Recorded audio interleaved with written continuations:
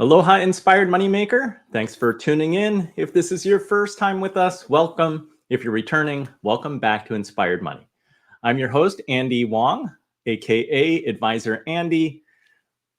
Welcome to the show where we align your money goals with your values so every dollar works toward your best life. Legendary football coach Vince Lombardi once said, "Leaders aren't born, they're made." Those words still ring true today. But what does it really take to make a great leader? Some say leadership is instinct, something you're born with. Others say it's a skill forged through experience, reflection, and yes, a few hard lessons along the way. The truth, leadership demands more than authority. It calls for adaptability, empathy, and integrity. In a world of constant change, leaders are being tested not just on results, but on how they communicate, build trust, and stay grounded in their values. So how do we grow into the kind of leaders who inspire others and drive lasting success? We're going to explore that and more today in this episode, Mastering the Art of Leadership, Financial Success, and Personal Growth. Stay tuned. Before we jump in, I want to take a quick moment to thank our sponsor, Runnymede Capital Management, my family's investment firm, because everyone deserves a clear path to financial independence. Leadership is about clarity, knowing where you're going, and helping others get there. And the same is true for your finances. Do you really know when you can retire or how much income you'll have when you do? Most people don't, and guessing, that can be risky. In just 3 minutes, you can get real answers. Go to inspiredmoney.fm/getplan to see your projected retirement age and income, plus personalized strategies to reduce debt, lower taxes, grow your investments, and protect your future. There's no sales pitch, no obligation, just clarity. The same strategies that I use with my clients every day at Runnymede. You can learn about tax smart. I have some weird notes here that don't belong there. So let me remind you just to take 3 minutes right now at inspiredmoney.fm/getplan. You'll get your free report instantly. And if you'd like to talk it through, I'm happy to connect personally. Let's bring in our guests. And I think we are waiting on one. So let me welcome Charlene Wheeless, a leadership strategist, executive coach, and best-selling author who helps leaders and organizations transform culture, elevate communication, and lead with authenticity and impact. A former principal vice president at Bechtel Corporation and a member of Marshall Goldsmith's 100 Coaches, Charlene is known for her powerful storytelling in her book, You Are Enough, which challenges leaders to embrace authenticity and courage in their careers and lives. Charlene, welcome. Well, thank you very much, Andy. It's such a pleasure to be here. Thanks for that great introduction. I feel like I don't have to say anything now because you just said it all. But it's really great to be here. Thank you. Excited to have you.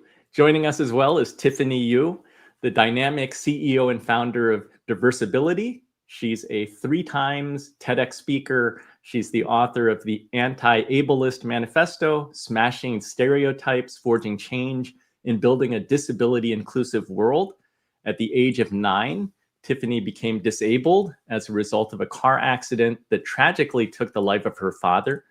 Named to the 2025 Forbes Accessibility 100 list, Tiffany has become a leading voice for inclusion, resilience, and redefining what leadership looks like when we lead with empathy and purpose. Tiffany, you're coming to us from the mountains. You're in France today.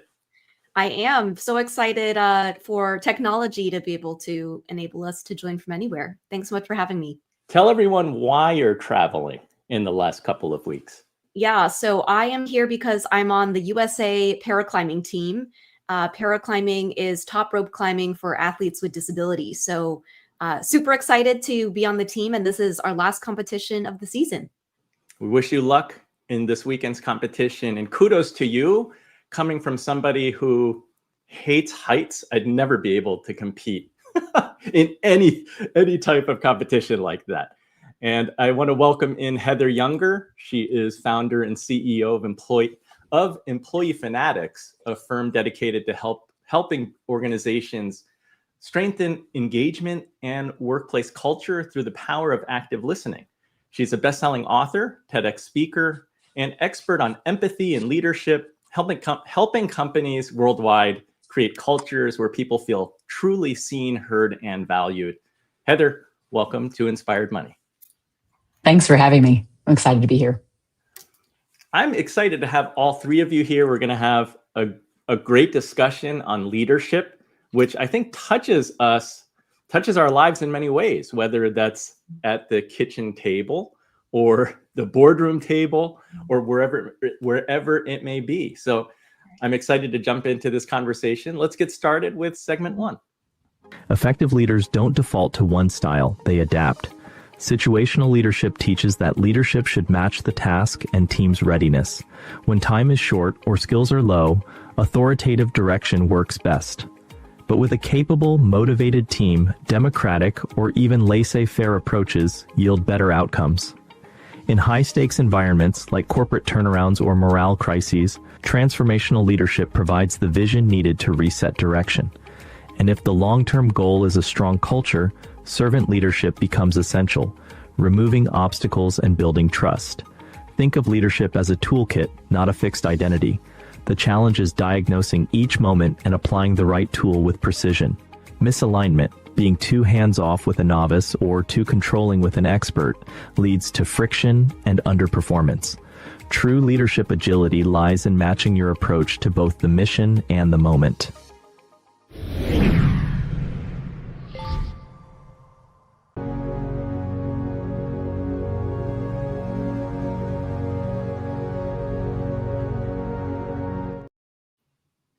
Charlene, you've led through high-stakes corporate environments. How did you learn how to adapt your leadership style to both the mission and the moment? Well, a lot of it, and I think you've talked about this before, has a lot to do with what you're learning on the job about how to lead. And you quickly learn that hierarchical leadership is quite ineffective. And so what I've really learned is, learning to understand people and what they need and what motivates them. And that requires a leader to really being willing to listen to what people have to say, to active listening. But it also is about paying attention. And as I often say to people, read the room. And even if it's only you and one other person in that room, tie in and make a connection. If you can connect with someone, you can lead someone. If you can connect with your organization, you can effectively lead that organization. And I think that that really is, for me, has been the key to learning how to be a good leader. I love the idea that, having a one-on-one connection is as important as leading many people. Mm-hmm. Tiffany, how has your lived experience shaped your leadership style across whether it's corporate or entrepreneurial life? I think I call myself like an accidental leader. Like I feel like I kind of fell into this space. And Andy, you may relate with this, but I grew up as a daughter of Asian immigrants. I think I had internalized that my pathway to success was through assimilation and erasure. So effectively just blending in with the wallpaper, not using my voice.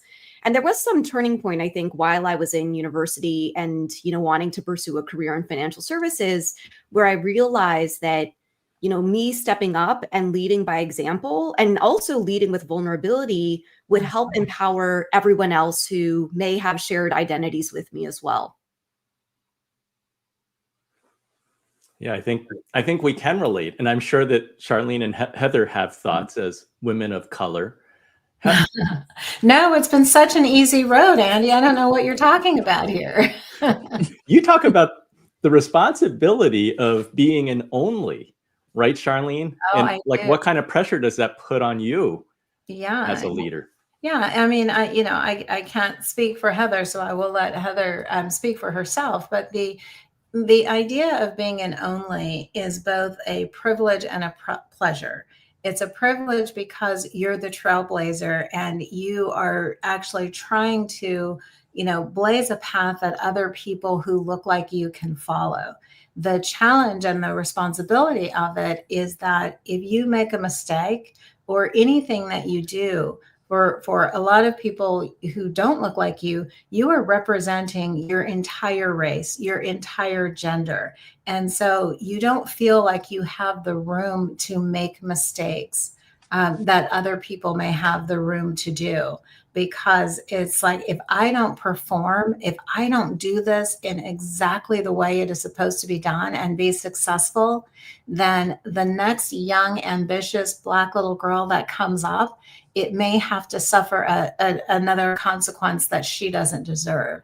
And I think I want to commend you, Andy, for having a panel of all women, which I think is just fantastic. And I'm sure both Heather and Tiffany can speak on this as well. Heather, I want to ask you, since Tiffany mentioned, listening and, being open as a leader, can you talk about, because you've been on both ends of caring leadership, can you tell us the difference between a leader shifting from directive to listen first and caring? That's a good one. I think you have to really have a level of curiosity of what's happening with the other person across from you in order to make a shift. And I say that because oftentimes we're really self-centered, and I'm saying we because that's kind of all of us. With human nature, we're here to protect ourselves. We're figuring out what's important to our backyard, right? Instead of saying, what's happening to those around us? How does that impact the productivity, the performance of the team? How does that help? What's happening with them at home? And so it's being really curious about the whole person that's in front of us. And it's so interesting because the other day I was talking to someone and I said, I say the word whole person and people are immediately going to think, oh, it's DEI. And I think to myself, this is about us understanding the people that are across from us, as Tiffany said earlier, I think it might have been Charlene. Both of them were kind of alluding to this, which is we can't really connect to people. We can't really relate to people unless we understand who they are and we take that time to understand them. And so listening is a huge tool for leadership. And going over to what Charlene was talking about related to being the one who represents, it is so true where you feel like that. And I found myself, I left corporate America because I felt like I was in that space. And I was able to take back my power when I became an entrepreneur 8 years ago to say, now I don't have to fit into a mold. While you do to a certain extent, even when you're working with external clients and corporate clients, and they still kind of have these expectations, you can fire a customer. You can decide you don't want to work with this person when you're an entrepreneur. You don't have to go along to get along. Right. And can I just build on something that Tiffany said, because it's something that I had to learn, which is the power of vulnerability. My entire career for 33 years until I decided to go out on my own and recover from being a corporate executive, my entire career, vulnerability was a weakness. And so you never showed a weakness. Therefore, you never showed vulnerability, which means you never really showed humanity. And where this really came to roost for me is and I talk about this in my book, I went through a 5-year cancer battle that was only supposed to be 7 months. And initially, I kept it to myself because I wanted to be strong. And I thought it was so important that I show up strong. And I got to a point where I couldn't show up strong anymore. And quite honestly, that's when I saw the best in the people that I was charged with leading. Because suddenly, I was able to let go of the perfection and let go of the performance of leadership and be present. And I had no other choice but to be that way because I was just, quite frankly, too darn sick to do anything else. And that's when I really learned the power and the strength of being a vulnerable leader rather than a perfect leader. And Tiffany had mentioned vulnerability, and I would not want this time to go by without people hearing from all of us and understanding that there really is power in vulnerability and no longer performing leadership, but being present. And I just don't think that can be understated. Thank you for sharing that. Oh, yeah. What's interesting. So I started my career in investment banking. And what was interesting was I got the piece of advice I got for how to succeed as, a woman in finance was to master your poker face. And what was interesting, and the reason why I made sure I included vulnerability is I believe it was in 2016 I read Daring Greatly by Brene Brown. And that book, I think, really transformed, how do I go from feeling like I had to fit into this corporate culture to being my own type of leader. And what I found was that not only did I become more relatable, but I also think, to your point of view only, it provided more possibility for everyone who's, following or an aspiring leader to realize that that's accessible for them too. Yeah, I always say, try to be a culture contributor, not necessarily a cultural fit. Because that's how you bring, your power and yourself into an organization and to other people. But I think we also have to be truthful in that 10 years ago, you didn't have the room to be a cultural contributor. You could only be a cultural fit, period, hard stop. I love hearing these common threads, whether it's vulnerability or different, shared experiences. I want to ask the three of you, since you spend all your time in this topic of leadership, because we often hear stories of great leaders in sports, in business, in the military, in nonprofits. To what extent do you think leadership skills are transferable? Like, can you just take a great leader and drop her or him from one spot into another? Heather, what are your thoughts? And I would say the answer is yes, and it's because if you look at the foundation of what makes great leadership, and I do think curiosity and listening are huge. I do think vulnerability is at the foundation of that. I think a willingness to learn and be wrong and make mistakes, admit those, bring the team along is all a part of it. So no matter where you're at, if you're great in that, you move over here, you still are going to be great because you're going to immediately move into curiosity, learning, inclusion, including people's voices around the table, so that you don't make assumptions that you're the only one who has the right answer. So yes, I think that you can make it and be successful in any area if you have those as a foundation. Charlene, what do you think? Oh, I absolutely agree with what Heather is saying, because I think good leadership is tied to being aligned to your values, and those don't change because your environment changed. Right. I mean, you may have to, I think in the earlier video, it talked about situational leadership, and that's not about changing who you are, changing your values, or changing how you align to your values. It might change how you connect to people, because, you have to meet people where they are, but a good leader can be dropped into any environment and will still be a good leader as long as they stay true to themselves. Is when we move away from who we are that we just muck up everything. How about you, Tiffany?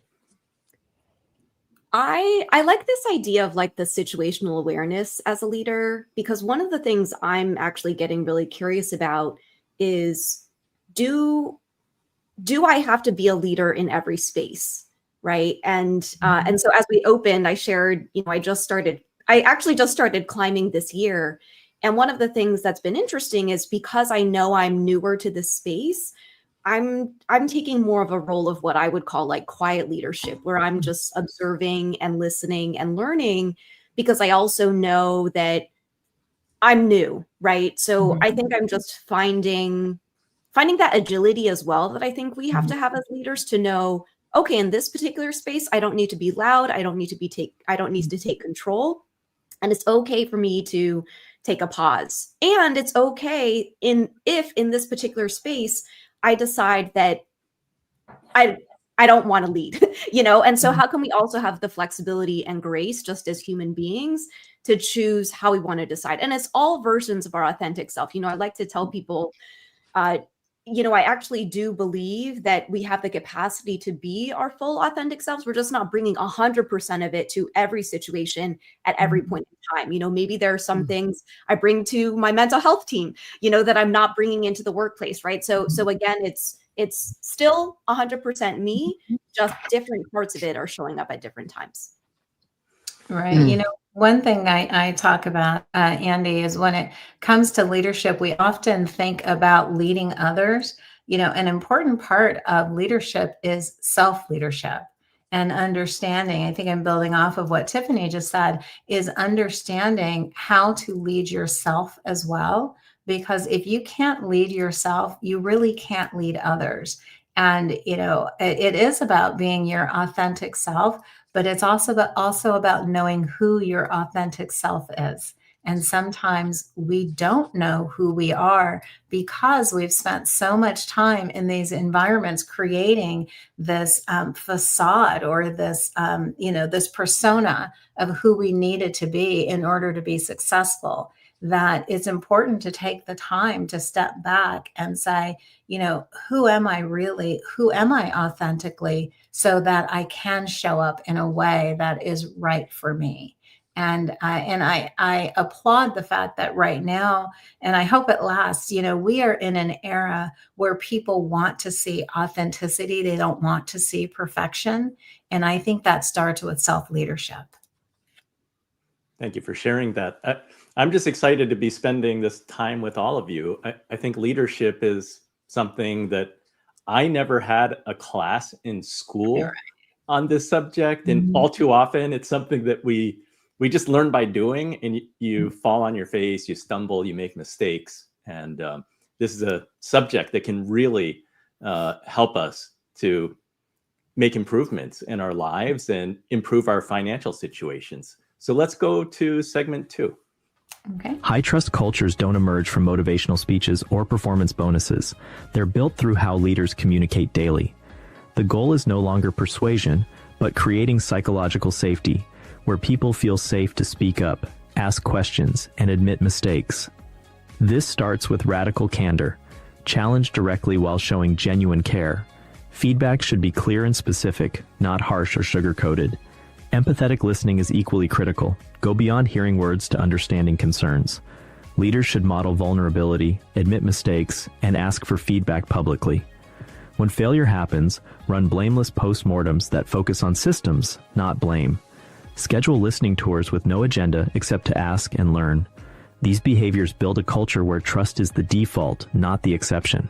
The result is higher performance, deeper collaboration, and a team that's not afraid to speak truth when it matters most.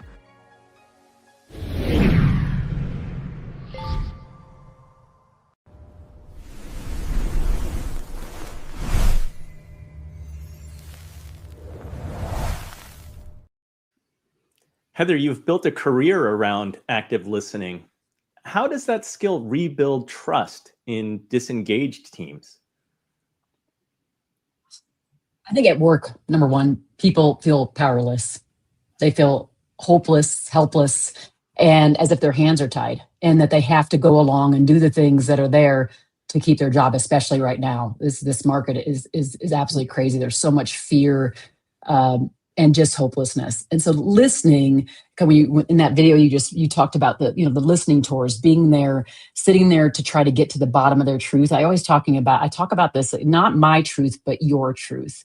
Because when I go in it without an agenda and I'm going for your truth, you know it, you sniff it out. I have a practice with my team now, and I have a small team, but I always have had this practice where if I'll present an idea and I'll say, okay, now tell me why this is stupid, basically.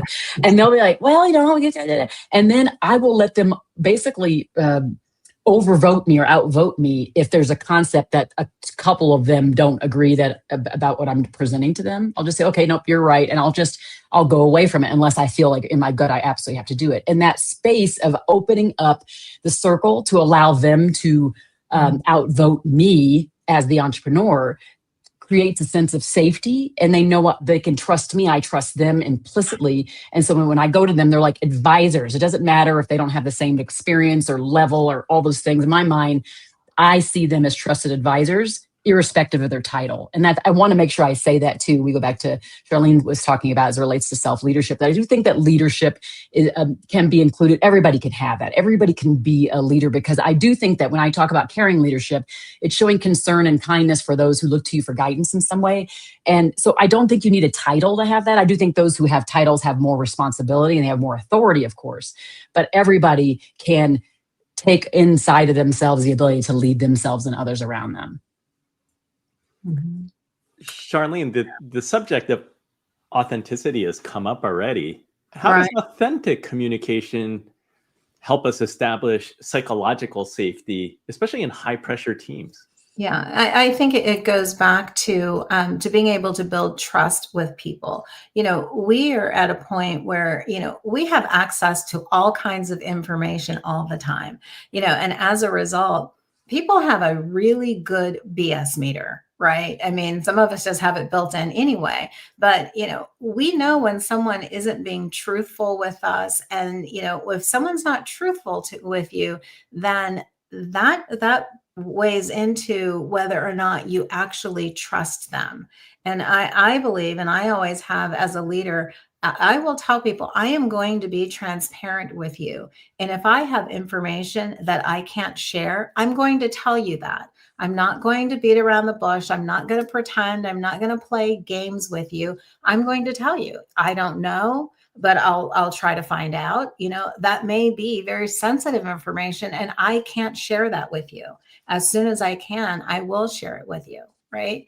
And I think another thing, because I'm very big on trust, I don't think that you can have that trust and authenticity, have to live together. One thing I want to mention, in the video, it talked about, motivational speaking isn't going to do it. As a keynote speaker and a motivational speaker and inspirational speaker, I do believe that that can lay the groundwork for psychological safety. You just can't hire a speaker and bring them in and expect your whole culture to change. The other thing, it's a journey. And the other thing that I'll add in is, and sometimes this is a little controversial, but I am not a big supporter of feedback at all. I mean, I can't think of a time in my career when someone has said, hey, I have some feedback for you. And I've said, oh, goody, I can't wait to hear this, because you just don't know what their intention is. However, being a student of Marshall Goldsmith, I am very big on what he calls and what we call feed forward. And feed forward is, I'm going to give you a piece of information about what might be helpful for you the next time, rather than focusing on what you did wrong the last time. Because if all I'm going to do is help you focus on what you did wrong and what's behind you that you can't change, I have not shown in any way that I am invested in your growth. But if I say to you, hey, you know what, next meeting, when you present, try this, and I think you might get an even stronger outcome or a better outcome. But do that. Let's give people feed forward, because people love it when they can see you're invested in them being successful. That creates psychological safety. That creates trust. That creates connection. And you know what else it creates? Discretionary performance. That's what makes people want to go the extra mile. I love the subtle shift of looking forward versus commenting on something in the past. Tiffany, what's a simple practice that leaders can start tomorrow to make communication more inclusive and trust-centered? Ooh, that's a good question. As I was watching the video about psychological safety, I'm reminded of a stat from Accenture research that says that 4 out of 5 disabled employees are not transparent about their disabilities at work. And essentially, the research kind of goes into the fact that 80% of these disabled employees are not feeling a level of psychological safety. So I think one communication tip I would share is just a question. And actually, I share this question in trainings that I give around how we can better support disability inclusion in the workplace. And the question is, do you have everything you need to participate? This can be before a meeting, and embedded within that question, it's not what's your disability, but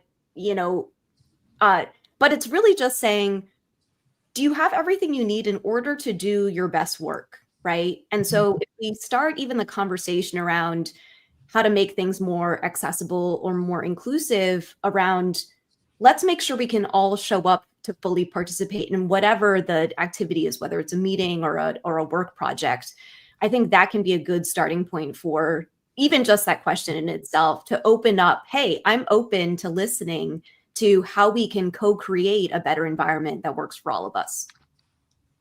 I love that. Heather, I want to swing back to you because in this exercise of active listening, you also talk about listening to the unsaid. Can you share how we can hear, things that haven't been spoken? Yeah, I mean, we have to pause long enough to recognize what's in front of us. That would be the biggest thing. Often what happens, and you just, and this is not judgment, this is reality. We get to, as people who are leading other people, our calendars get crazy and we get really focused on checklist, on goal achievement, that we don't kind of center ourselves enough to say, what is happening with my team right here? What is happening with the person in front of me? Slack is up. The screen is up. My phone is buzzing. The window right here, I can see people walking by. And so the level of distraction is so high, I'm just not even seeing what's right there. So it's just saying, pause, slow down, recenter on the thing that's most important. So that would not be all the checklists. I'm not saying checklists don't have their value. I love my checklist, but it's putting it to the side, like having it be used for when you need to use it, but putting it aside to advance humanity. And it's kind of like what Charlene was talking about earlier. AI is in front of us now, and we have got to lean in hard and heavy on humanity, what makes us different, what makes people trust us, what makes other people trustworthy. We have to really say, how are we more human? And I do think that recognizing the unsaid is a part of that. I think that people say that AI cannot replicate empathy. I disagree. I have seen it work. I've seen it happen. But one thing that AI right now, and I don't think ever really will be able to do, is the thing we do uniquely, which is to be compassionate actors. And that means that we take action on behalf of another to alleviate their pain. We see the pain. We're willing to take action to do something different. And I think that makes all the difference when we recognize the unsaid. That means there's another step we're going to go take on behalf of another person. So that's what I mean by recognize the unsaid. Pause, breathe, breathe. Yeah, as a coach, I and also I often coach people on, whether it's a media interview or speaking or something like that. And I say, let's just remember the power of the pause, right? And it's uncomfortable, but you'll think about in interviews when people get themselves in trouble is when they say something and then it goes quiet and they need to fill in the space. And when they're filling in that space is usually when they say something they really should not say. And in leadership, the power of the pause, ask a question and wait for the answer, right? Don't get impatient with it. And I think 3 of the most powerful words a leader can ever use is I see you. And you can't see someone, really see them, if you don't pause, if you don't listen, and if you aren't in presence, in space with them, right? And I think at least that's how I kind of interpret as well what I hear Heather saying, is I think you just, the power of the pause, just, it is just so powerful in so many ways.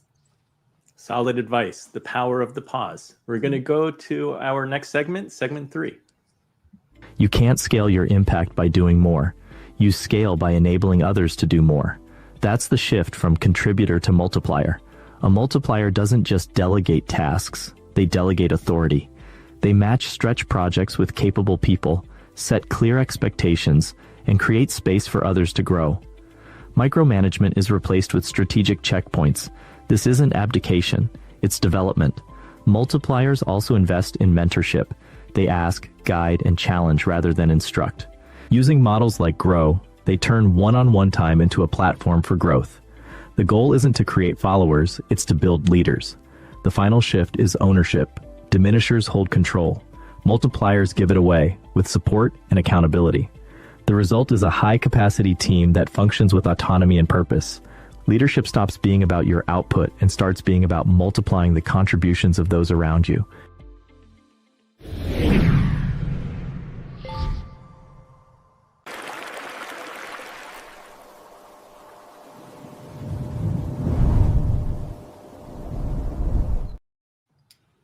Tiffany, as somebody who's built an entire community around disability leadership, how have you shifted from being the doer to enabling others to lead? Ooh, such a good question. As I was watching that video, I hadn't heard of it in the context of multiplier. I had heard it in the context of maximizers. Same, but different language. And something I've had to learn. So I've learned we have our comfort zone, then we have our stretch zone, and then we have our panic zone. It's trying to, and actually at first I thought, because we always want to give people the stretch assignments. And one thing I was learning early on was that I would see potential in someone in our community, and I would give them an assignment that I thought was a stretch assignment, but actually put them into their panic zone. And then, it ended up kind of disintegrating from there. So I wanted to make sure I named that, because being able to figure out where that delicate line is between stretch and panic, so that you can continue to grow the people who are in your community.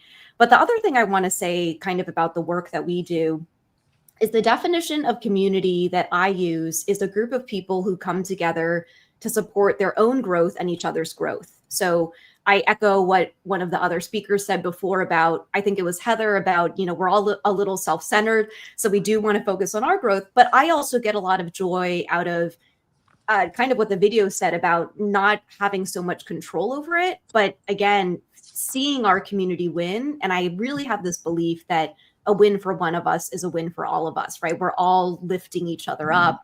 And for me, specifically around this idea around disability leadership, I think that for far too long, we've kind of been always seen as like the entry level talent. We're always the last hired, the first fired, especially in the current economic environment that we're in.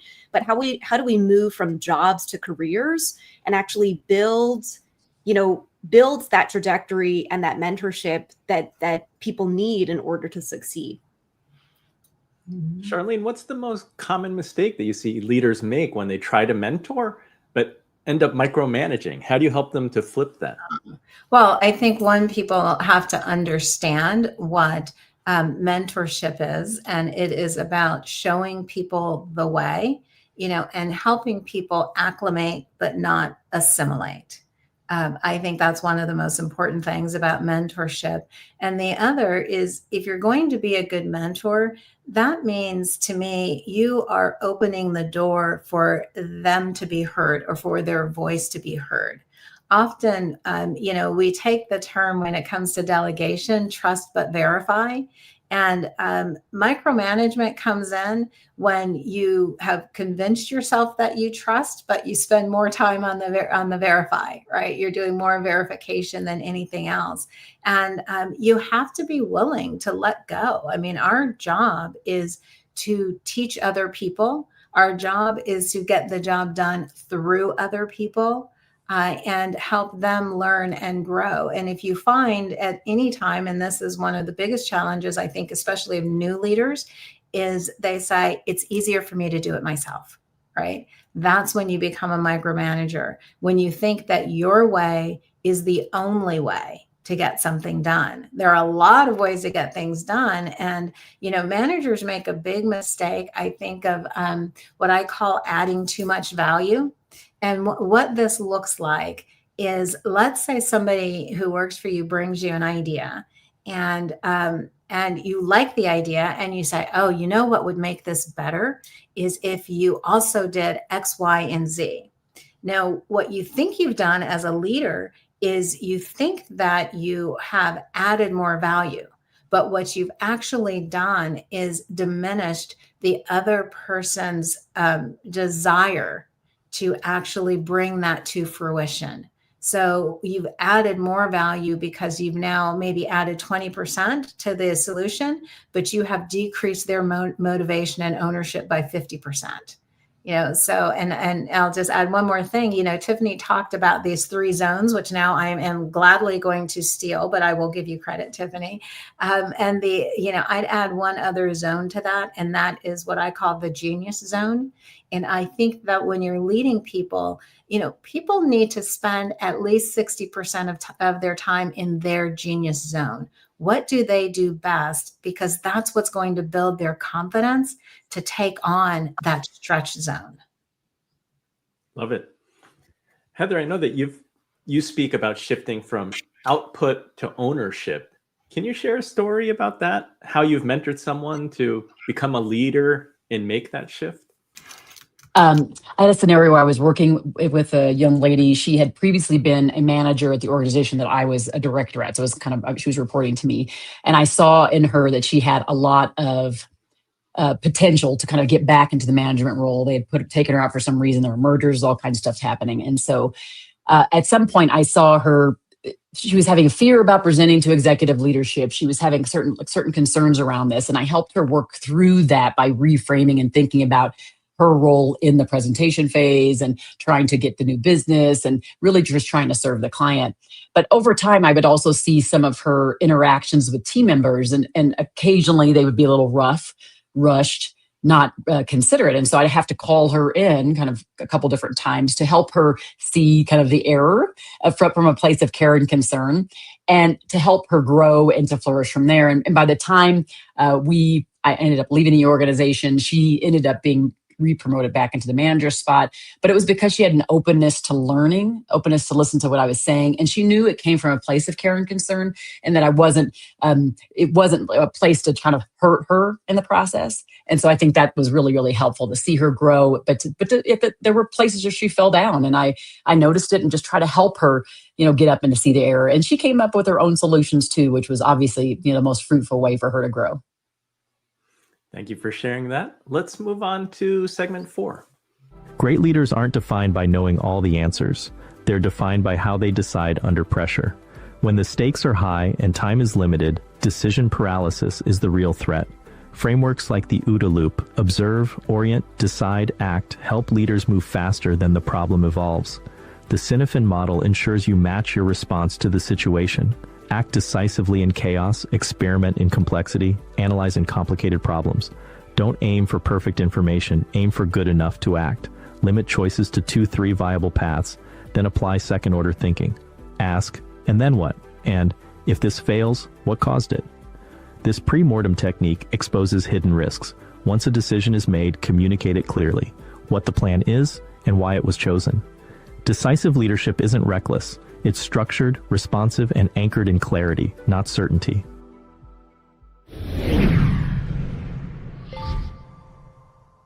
The future demands clarity, precision, and unwavering resolve. We will not fail to meet this moment. Charlene, in moments of uncertainty, what's your personal decision-making framework for really staying grounded and clear? So I try to remember 2 things. One is you have been made for the moment, meaning you don't wake up one day and you're entry level and the next day you're the CEO of the company. So you've learned some things along the way. So trust what you've learned and you're able to make the decision. The other is a tool that I use, a mindset, and I've created over my lifetime, and I call it 7 seconds of courage. And I think with 7 seconds of courage, I believe with 7 seconds of courage, you can make a decision and you can change your life. And what's significant about 7 seconds is that those first 6 seconds, it's all biology. It's when your fight or flight response comes in. It's when you feel the cortisol, the stress hormone. And if you just stay quiet and let that pass, you can make a decision. And make it, because you are well prepared to be able to make that decision. And then there's just another very simple thing, which is if you make a wrong decision, chances are pretty good you're going to be faced with that decision again, right? So when all else fails, no, it's going to come back at you if it was the wrong decision. But I think in decisive moments, or in moments that require being decisive, be decisive. Because you have the tools that you need, right? You're aligned with your values. You've got the experience. You trust yourself. Everyone knows that you are doing what is in the best interest of the organization, the best interest of them, and then only the best interest of yourself, right? Make the decision. Use your 7 seconds of courage. Take those 6 seconds. Take the deep breath and take an action. I love the 7 seconds. Heather, is there a question that you advise leaders to ask themselves right before communicating a high stakes decision? There's one question that I discovered for myself literally in the last couple of years that has been life-changing, to be honest. And it's this: which would you regret longer, doing the thing or not doing the thing? And I find that when I ask that question, it immediately takes me to my values. If I feel comfortable doing the thing and I can sleep at night and I don't give it a second thought, it was 100% aligned. If I can't sleep, I'm wrestling with it, it's probably not aligned. So that's what I find to be the most centering question to ask. And I kind of tell my clients that we use it in my own personal family. And I think it's really, really helpful. It's a great question. Yeah. Have you ever noticed, ladies and Andy, that you often have to spend time talking yourself into the wrong decision, but the right decision comes to you right away? Mm-hmm. Right. I find that amazing. Yep. And oftentimes that's trusting your gut rather than your head or your heart. Like the gut can guide you. The gut guides your heart and your head. Mm. I think it's the other way around, but if you've ever studied the somatic connection, you're going to feel it before you ever think it. Yep. I think one other strategy to kind of tied in with Heather's is kind of, if you are someone who does visualization exercises, kind of making the decision in your mind and sitting with it and see how you feel, especially since I just feel like there's so much conversation around, like, how do you know it's your gut, or is it just anxiety, and so, and that's actually something I personally am thinking about too. I'm like, okay, am I rooted in my wholeness, or is this anxiety? Or is this anxiety? Right. Oh, Tiffany, that's a good point you make, that whole like rooted in our wholeness. Cause I do tend to be a person. I've had 4 kids with no pain meds. And I noticed, I feel like as a mother, I have 4 children, right? I feel like that helped me with my mind body connection in a way that most people may not. And so there is a level of me having to coach people to get to that point of like, just settle into your body and like what you're feeling from head to toe, that grounding that actually takes place. I guess you call it mindfulness. I really don't even, call it something. I just know, it is because I've had that experience. I do it, but there is a level of coaching where if people don't understand that level of connection to wholeness, and like you're saying, like the gut driving all the things and that centeredness, that core of what you feel, boom, like right away if it's the right decision. But I love this idea of just sitting with it and kind of letting almost like just flow over you to see if it's the right thing. I loved, Andrew, that picture of the water flowing through that space. I was like, that's amazing. That makes me think of what you're talking about, Tiffany, here. Well, Heather, all hail to you. 4 children, no medication. I've had 2 children, and the only thing on my mind other than the child was, when can I get the drugs? So, oh my goodness. Sorry, My full presence was required. Let's put it that way. My full presence was required. Yeah, we had full respect for Heather, but now knowing that she's a mom of 4, even more so. Well, thank you for all those tips that you shared. I think that can really help us to, navigate times when we need when we need courage over comfort. So let's go to our last segment. We're going to bring it home and go to segment 5. Integrity is not just a personal virtue, it's a strategic asset. Leaders who align their actions with strong ethical values build long-term trust with stakeholders, enabling faster decisions, stronger teams, and deeper customer loyalty. Data confirms this. Companies recognized for ethics consistently outperform the market. Integrity builds reputational capital, your most valuable yet fragile asset. It attracts top talent, retains loyal customers, and mitigates risks that short-term thinkers overlook. Ethical fading is real, especially under pressure. That's why using structured frameworks like the rights, justice, and utilitarian lenses helps keep ethics visible during tough calls. Your true north isn't abstract, it's a practical compass for sustainable success. In today's economy, integrity doesn't limit performance, it protects and amplifies it. Leaders who lead with principle don't just earn respect, they outperform, endure, and build companies others want to work for, buy from, and trust.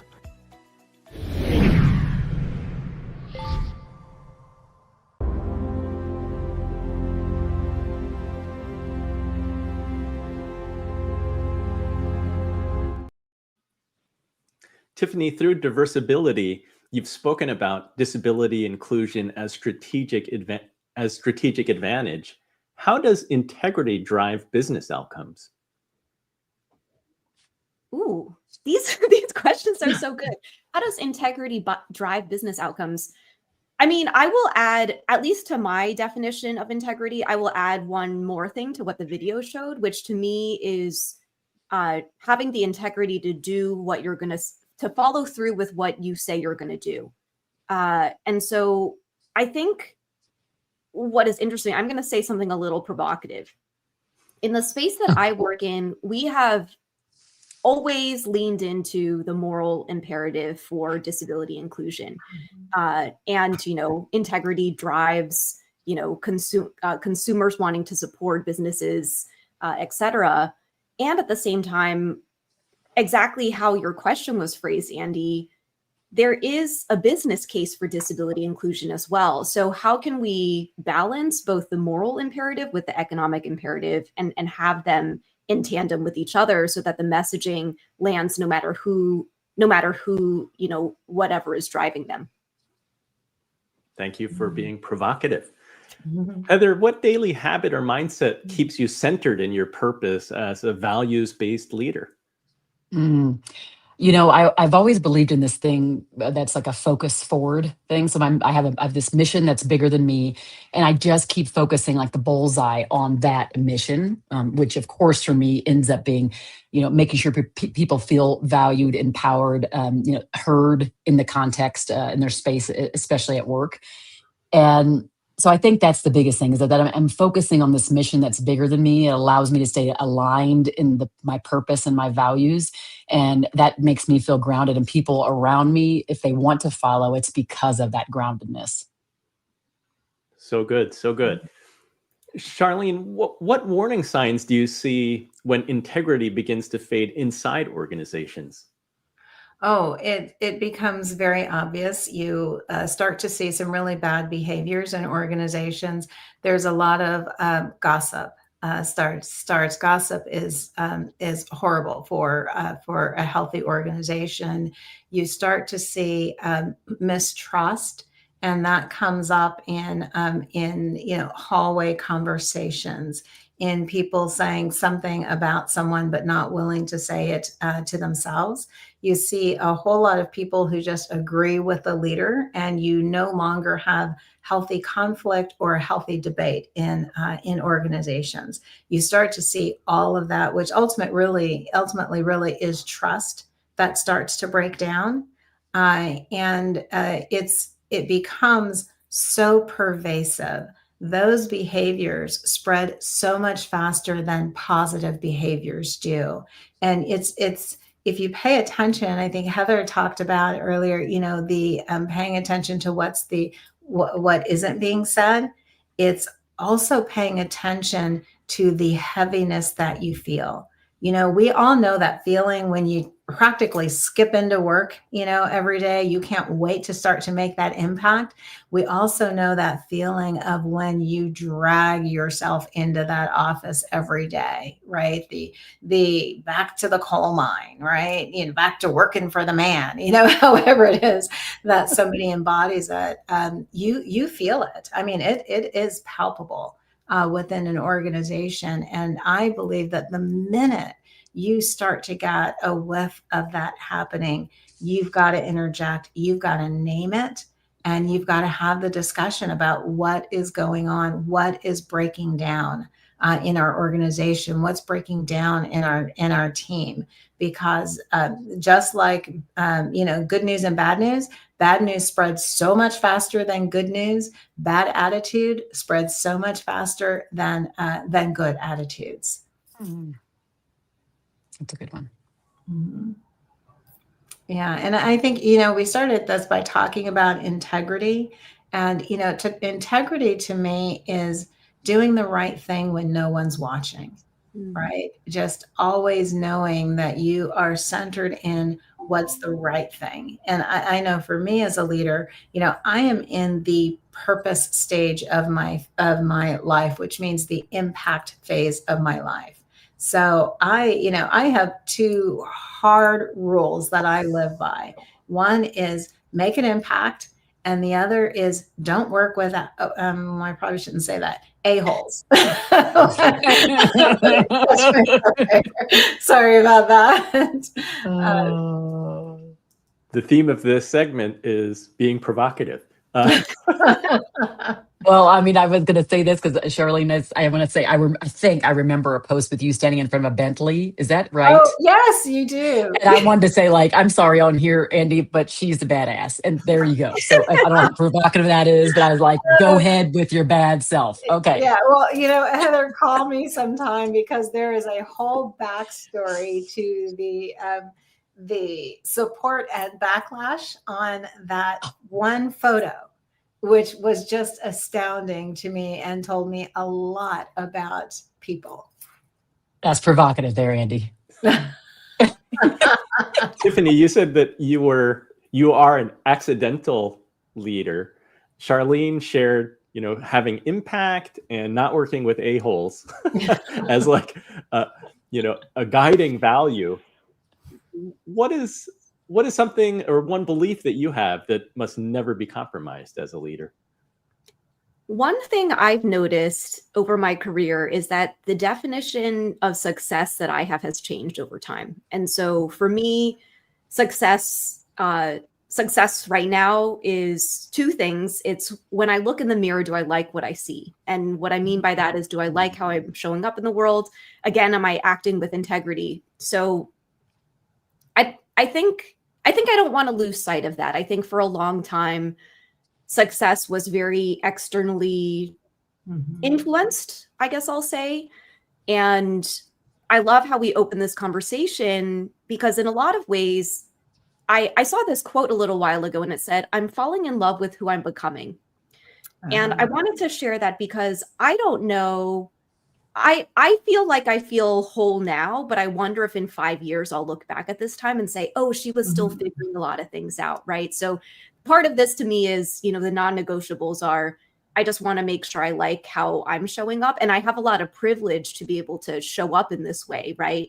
And then at the same time, I kind of lost my train of thought there. But yeah, I think the non-negotiable is I just want to do it for me. And again, continue to lead with vulnerability as well. And that I don't know. I think part of leadership is showing up anyway, even if you don't know that you know everything just yet. I love this idea as leadership as a process. It's always evolving. Heather, you want to leave us with a final thought?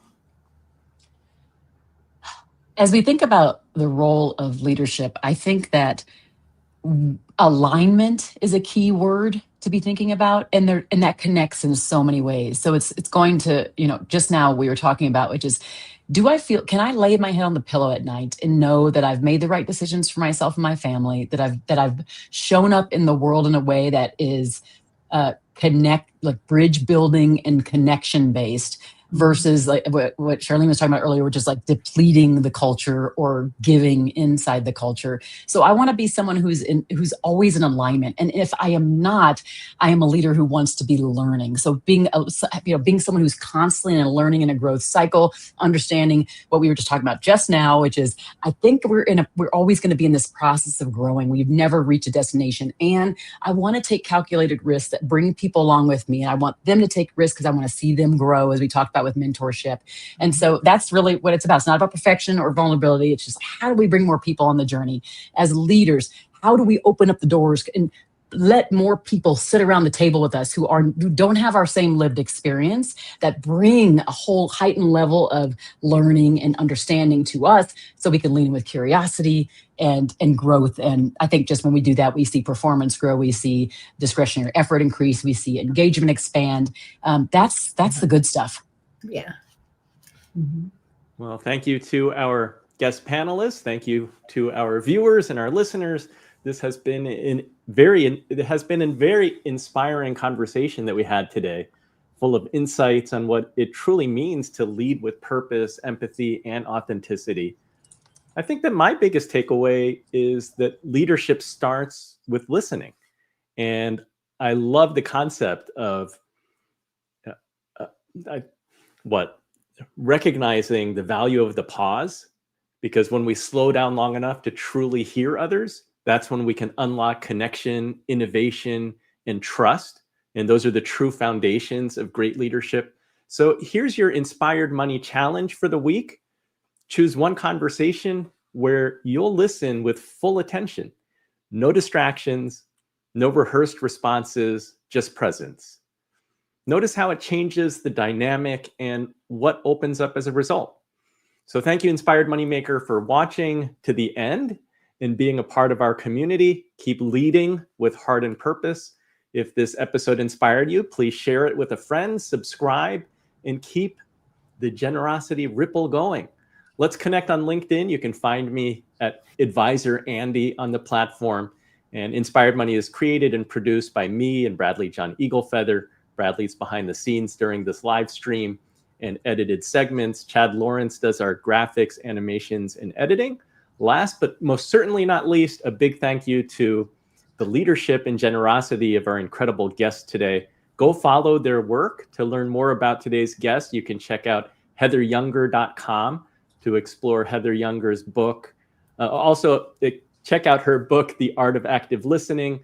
I think that The Art of Self-Leadership came out earlier this year. Her website has lots of leadership insights.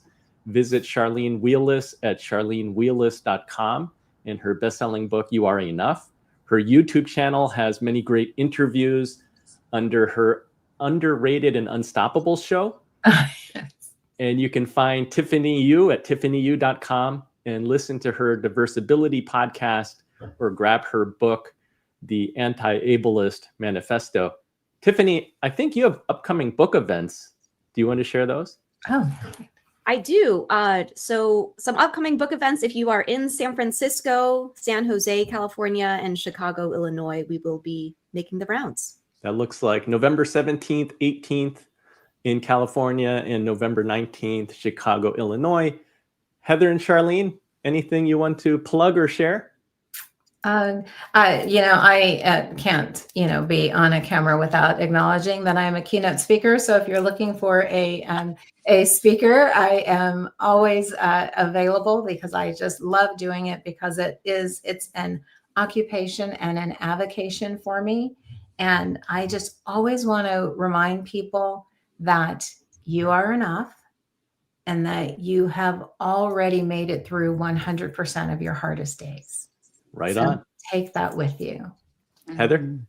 Well, if you want to learn to care for yourself as much as you care for others and become this unshakable force in the world, I'm here as a speaker and as a consultant to help you with that.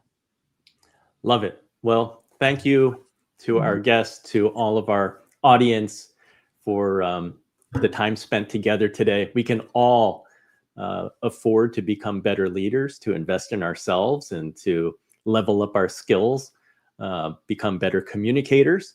We have great shows coming up. Next week, Inspired Money will be back with the psychology of money, understanding the emotions and behaviors that impact financial decisions. That'll be on Wednesday, October 29th at 1 p.m. Eastern. Hope to see you then. Until next time, do something that scares you, because that's where the magic happens. Thanks, everyone.